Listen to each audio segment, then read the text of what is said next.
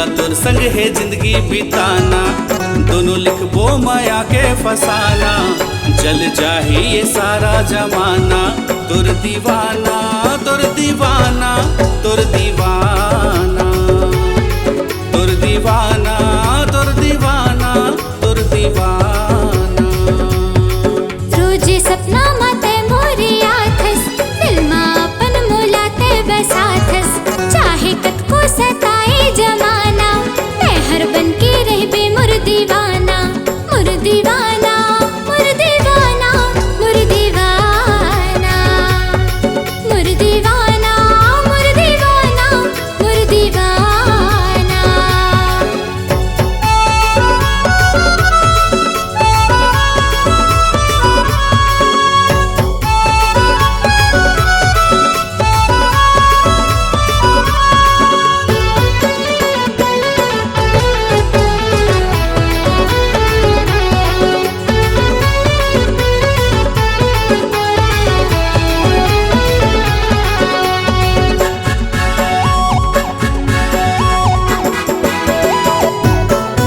कभी छोड़ो नहीं मैं तोरे साथ, मोरे जिंदगी के तय तो हर सांस। चाहे कद को सताए जमाना, मैं हर बन के रही हूँ तोर दीवाना।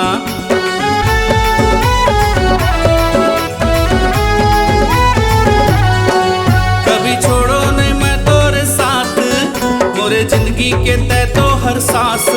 चाहे कद को सताए जमाना, मैं हर बन के रही हूँ तोर दीवाना तोर दीवाना तोर दीवाना तोर दीवाना तोर दीवाना तोर दीवाना तोर दीवाना।